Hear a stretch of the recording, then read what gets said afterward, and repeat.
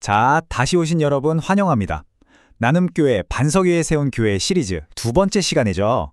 이번 주에 우리가 오직 그리스도, 이 정말 중요한 기둥에 대해 함께 말씀을 나눴잖아요. 오늘은 그 설교의 핵심만 쏙쏙 뽑아서 다시 한번 곱씹어보고 이걸 진짜 우리 삶에 어떻게 가져와야 할지 같이 한번 고민해 보려고 합니다. 설교의 가장 핵심적인 질문으로 바로 들어가 볼게요. 여러분 솔직히 어떠세요? 오직이라는 말, 요즘 시대에 좀 불편하게 들리지 않나요? 뭐든지 관용하고 다양성을 존중해야 한다고 배우는 세상에서 길은 오직 하나뿐이다 라고 말하는 건 어딘가 좀 배타적이고 심지어는 범안하게까지 들릴 수 있거든요. 바로 이 지점에서 팽팽한 긴장감이 생기는 거죠. 세상은 말하잖아요. 어떤 길로 가든 결국 정상에서 만나게 될 거야 라고요. 그런데 복음은 전혀 다른 이야기를 하거든요.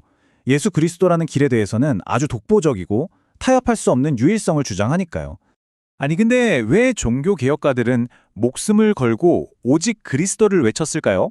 이게 그 당시 얼마나 혁명적인 선언이었는지 제대로 이해하려면 우리 타임머신을 타고 한 500년 전으로 휙 돌아가 볼 필요가 있습니다. 그들이 도대체 어떤 상황에 맞서 싸웠는지 한번 같이 들어가 보시죠. 보세요. 당시 평범한 성도가 하나님께 나아가려면요. 이 얼마나 많은 단계를 거쳐야 했는지 모릅니다. 먼저 사제에게 가야 하고 사제는 교회를 통하고 교회는 또 마리아나 성인들에게 부탁하고 그렇게 여러 다리를 거쳐야 겨우 그리스도께 그리고 하나님께 닿을 수 있다고 생각했던 거예요. 이게 뭐겠어요? 결국 하나님을 더 멀게 만들고 우리에게 자유 대신 두려움과 불안함만 심어준 거죠. 바로 그때 종교개혁이 이 모든 복잡하고 무거운 짐들을 그냥 확 치워버린 겁니다. 어떻게? 아주 간단해요. 성경으로 돌아간 거죠. 성경이 뭐라고 명확하게 말하고 있나요? 하나님과 사람 사이의 중보자는 딱 한 분, 바로 예수 그리스도라고 말입니다. 여러분, 이건 그냥 신화 이론 하나 고친 수준이 아니었어요. 이건 그야말로 관계의 대혁명이었죠. 예수님 덕분에 우리가 더 이상 어떤 인간이나 제도나 시스템에 거칠 필요가 없게 된 거예요. 마치 하나님께로 가는 VIP 직통 패스가 생긴 거나 마찬가지죠. 이 말씀이 그 결과를 정말 기가 막히게 보여주죠. 이제 우리는 어떻게 할 수 있다고요? 은혜의 보좌 앞에 담대히 나아갈 수 있게 된 겁니다. 주저하거나 눈치 볼 필요 없이 하나님께 바로 나아갈 수 있는 길이 우리 모두에게 활짝 열렸다는 거예요. 정말 엄청난 소식이죠? 자, 그럼 이제 이 이야기를 바로 지금, 여기, 우리에게로 가져와 볼까요? 에이, 우린 그런 거 없어요 라고 생각할 수도 있지만 과연 그럴까요? 공식적인 계급은 사라졌지만 혹시 우리도 모르는 사이에 새로운 형태의 중보자들을 세우고 있지는 않은지 한번 점검해 볼 필요가 있습니다. 이런 것들이죠. 예수님 더하기 알파. 예를 들면 어떤 유명한 목사님의 권위 혹은 교회의 아주 세련된 프로그램이나 시스템 아니면 내가 이만큼 열심히 했으니까 하는 내 자신의 공로나 열심 심지어는 심리학 같은 세상의 지혜나 다른 사람의 인정 같은 것들 말해요. 마치 예수님만으로는 2% 부족해 라고 은근히 생각하는 것처럼요. 그래서 주일 설교 때 목사님께서 이렇게까지 간절하게 외치셨던 거죠. 저를 믿지 마십시오. 저는 절대 여러분의 중보자가 될 수 없습니다. 라고요. 이게 정말 중요한 포인트예요.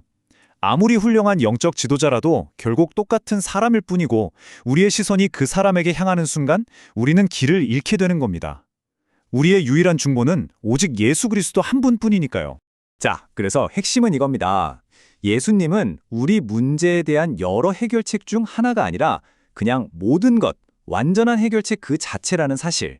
그럼 지금부터 이 사실이 예수님의 세 가지 직분, 즉 선지자, 제사장, 그리고 왕으로서의 역할을 통해 어떻게 우리 삶의 실제가 되는지 하나씩 뜯어보겠습니다. 먼저 예수님은 완전한 선지자이십니다. 이게 무슨 말이냐면 예수님은 그냥 하나님의 뜻을 전달만 하시는 분이 아니에요. 그분 자신이 바로 하나님의 뜻 그 자체라는 겁니다. 그래서 우리가 하나님을 알고 싶다? 그럼 그냥 예수님을 보면 되는 거예요. 더 이상 다른 계시는 필요 없습니다. 그럼 이걸 우리 삶에 바로 적용해 볼까요? 한번 스스로에게 정직하게 물어보세요. 내가 인생의 문제 앞에서 가장 먼저 귀 기울이는 목소리는 누구의 목소리인가요? 유튜브? 전문가? 친구? 앞으로는 어떤 문제가 닥쳤을 때 일단 멈춰서 예수님이라면 어떻게 하셨을까? 이 질문부터 던져보는 겁니다. 이게 바로 예수님을 선지자로 인정하는 삶의 시작이에요. 두 번째, 예수님은 완전한 대제사장이십니다. 이게 무슨 뜻이냐? 그분의 십자가 제사는 딱 한 번으로 모든 걸 끝내셨다는 거예요. 영원히 우리의 과거, 현재, 미래의 모든 죄 문제를 완전히 그리고 영원히 해결하셨습니다. 죄 문제는 그걸로 그냥 게임 오버. 그런데 우리는 어떻죠? 여전히 과거의 실수나 실패에 대한 죄책감에 꽁꽁 묶여서 살고 있지는 않나요? 다 이루었다는 예수님의 선포를 정말 믿어야 합니다. 앞으로 죄책감이 스물스물 올라올 때마다 입술로 선포하는 거예요. 예수님께서 다 이루셨다라고요. 마지막 세 번째, 예수님은 완전한 왕이십니다. 여기서 중요한 건 그분이 언젠가 미래에 오실 왕이 아니라 바로 지금 여기에서 우리를 다스리고 계신다는 사실이에요. 교화의 머리로서 그리고 우리 삶의 주인으로서 말이죠. 자, 그럼 이 질문에 답해볼까요? 내 인생이라는 나라의 왕좌에는 지금 누가 앉아 있나요? 혹시 나 자신이 떡하니 버티고 있지는 않나요? 예수님의 왕되심을 진짜 삶으로 인정한다는 건 내 인생의 중요한 결정을 내릴 때 최종 결정권을 그분께 넘겨드리는 거예요. 제 뜻대로 마시고 아버지의 뜻대로 하세요라고 기도하며 그분의 결재를 기다리는 거죠. 결국 이 선지자, 제사장, 왕이라는 세 가지 직분은 하나의 진리를 향해 모아집니다. 그건 바로 우리의 구원이 어떤 대단한 능력이나 나의 노력 혹은 잘 짜인 시스템에서 오는 게 아니라는 사실이죠. 구원은 오직 단 하나의 이름, 예수 그리스도라는 한 인격으로부터 온다는 겁니다. 주일 설교 때 들었던 그 빵집 이야기 기억나시죠? 한때 우리 교회가 마치 빵이 다 떨어진 빵집 같았던 시절이 있었잖아요. 온갖 좋은 것들은 다 있는데 정작 가장 중요한 생명의 빵, 예수님이 희미해져 버렸던 그때 말입니다. 그런데 정말 감사하게도 그 빵집에 빵이 돌아왔습니다. 생명의 떡이신 예수 그리스도께서 다시 우리 교회의 중심이 되셨을 때 모든 것이 회복되기 시작했어요. 빵이 돌아오니까 비로소 모든 게 제자리를 찾고 살아나기 시작한 겁니다. 이 빵집 이야기는 결국 우리 한 사람 한 사람에게 그리고 우리 나눔교회 공동체 전체에게 이 마지막 질문을 던지고 있습니다. 당신의 삶에 그리고 우리 교회에 정말 예수님 한 분만으로 충분합니까? 이 질문 앞에 우리의 대답이 그리고 우리의 삶 전체가 이 한 문장으로 모아지기를 소망합니다. 네, 예수님만으로 충분합니다. 그분의 사역은 완전하고 그분의 임재는 모든 것을 채우며 오직 그분만이 우리의 흔들리지 않는 반석이자 유일한 구원이십니다. 아멘.